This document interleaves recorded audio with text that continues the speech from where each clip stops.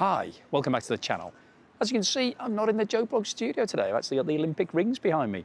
The reason I've got these is that I'm in Whistler in Canada. If I turn around, you might be able to see Whistler Mountain in the distance behind me there. Now, the reason I wanted to make this video is just give you an update as to what is happening with regards to the situation in Iran, because things have taken a serious turn for the worse over the last few days. So we've had ceasefire, and then the break of the ceasefire, and then another ceasefire, on and off for the past few months.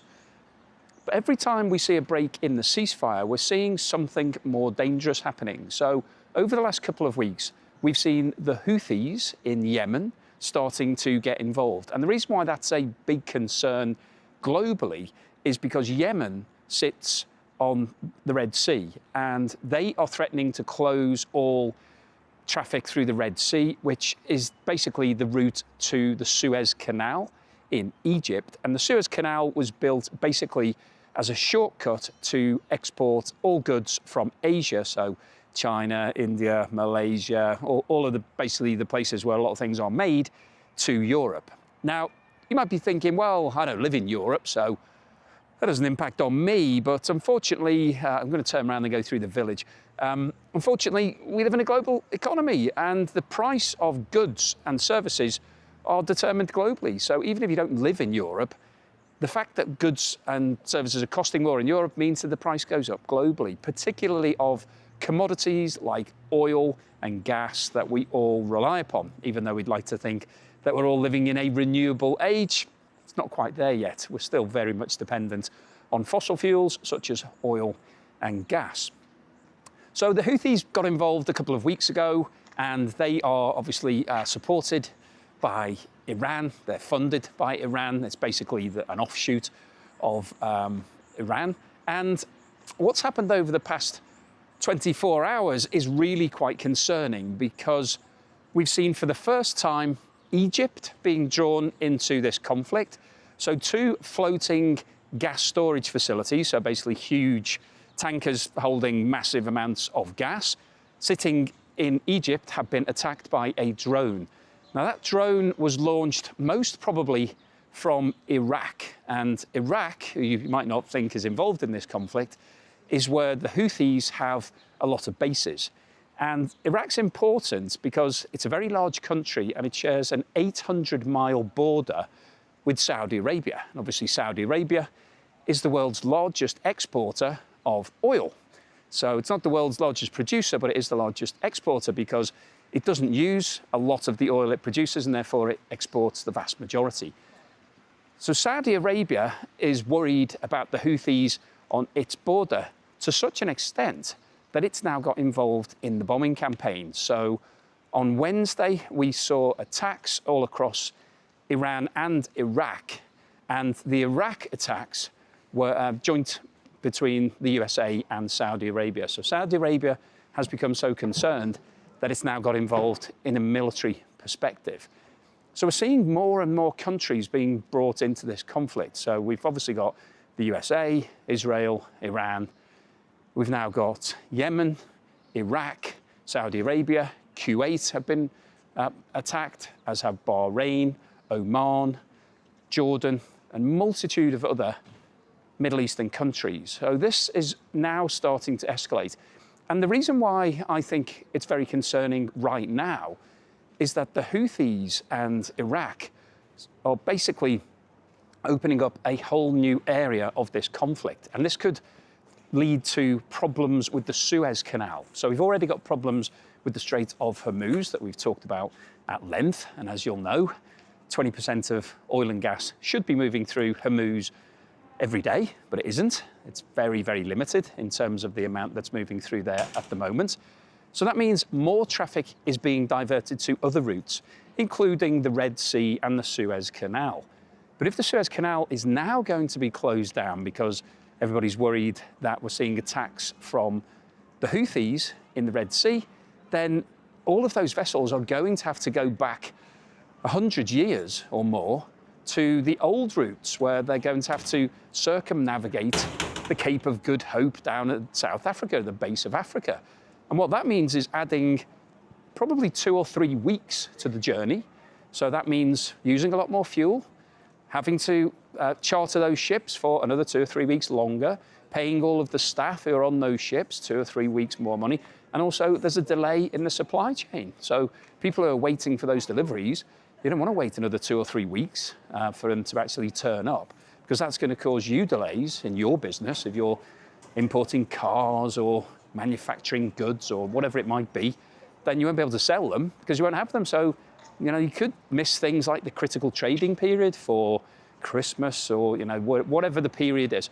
So you can start to understand the knock-on implications of the Houthis in Yemen getting involved in this conflict. Because you may be thinking, who cares about the Houthis in Yemen? Don't even know where Yemen is. Well, it does have a really big impact. And Iran is now basically saying that it's in a state of war. So even though the USA is not referring to this conflict as a war, Iran sees it very much as a war. And basically the main bargaining chip that Iran has is having control over the Strait of Hormuz. That's what it wants to maintain permanently. So it wants to be seen now as the gatekeeper of that waterway. It wants all vessels to have to register with Iran and get approval to go through. And if it doesn't have approval, then you face the consequences of possibly being hit by a drone or a missile or something like that. And the rest of the world doesn't want that because it's an international waterway. So it doesn't want Iran to basically say, we now own this waterway and nobody's allowed to come through it unless we say it's okay. But that's basically the crux of the matter. And the USA obviously is still focused on making sure that Iran doesn't have the capability to create a nuclear weapon. So it doesn't want enrichment of uranium continuing in Iran. Iran fundamentally says that it's its sovereign right, as it is of every other nation, to create uranium to basically build nuclear power stations and provide fuel for the country. So we've got a standoff on that issue. And it's hard to see how we're going to get a resolution that's going to work for all parties. And that's part of the problem. And every time we see a breakdown in a ceasefire, it's getting more extreme and it's getting more worrying for the global economy. Now, in terms of where are we on oil prices right now? Well, they're sitting at around about $90 per barrel.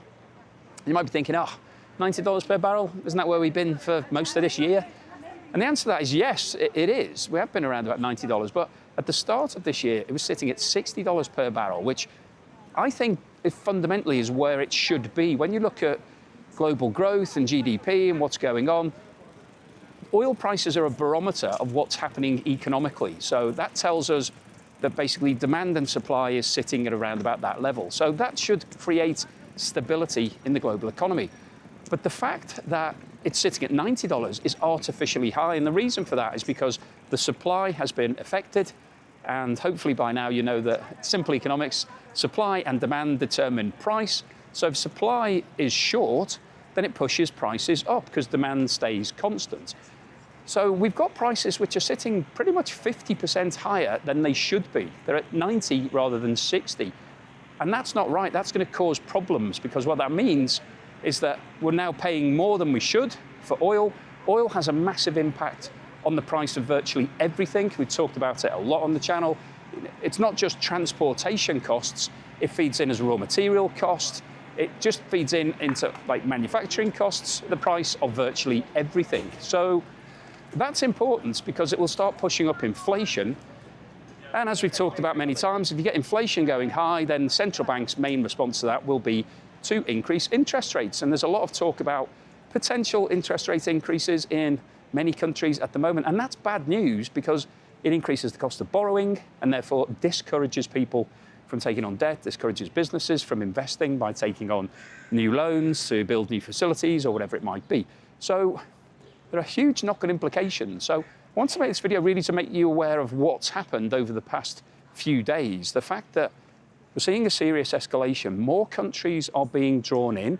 More military groups are now getting involved. Saudi Arabia is now helping the USA in terms of its attacks. And that's potentially going to mean that there's going to be more attacks on Saudi Arabia as retaliation. And there is an 800-mile border between Iraq and Saudi Arabia. and it's very difficult to police because 800 miles is a big distance. And why the Houthis like it is because it's easy to hide, it's difficult to find people. I also saw a report just recently that China is delivering 400 shoulder-launched missile systems to Iraq. So basically, they will have portable systems that will mean that they're able to launch missiles against vessels or whatever else they want to. And that's really difficult to close down because literally you've got one guy with a missile launcher on his shoulder who can run around, and as long as he can find out where the vessels are, you could be launching missiles. So it gives you a flavour as to how difficult it is to close down these attacks, because it's not just taking out one military base in Iran and saying, okay, job done, they haven't got any missiles left now, guys, we can all sleep easy at night. It's really difficult when you've got mobile missile launchers, you've got drones that can be launched from anywhere and can travel up to 1,000 miles. So we've seen this in Russia with Ukraine. They've successfully managed to attack a lot of Russian infrastructure as a result of having these long-range drones that can be flown very accurately and can carry large payloads of explosives. So it's a difficult situation to stop. The only way really that we're going to get a resolution is if everybody agrees that the ceasefire should be permanent. And as I've just discussed, we've got some fundamental differences in terms of where the two parties are sitting around the negotiating table, if there was one. There isn't one at the moment. So I just want to make this video really to put you in the picture, make sure you're aware that things are escalating, it's getting worse.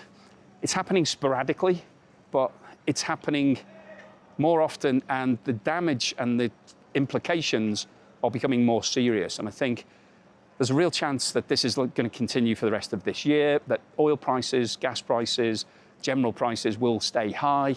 That means there's going to be a lot of pressure on interest rates, which is going to depress global growth.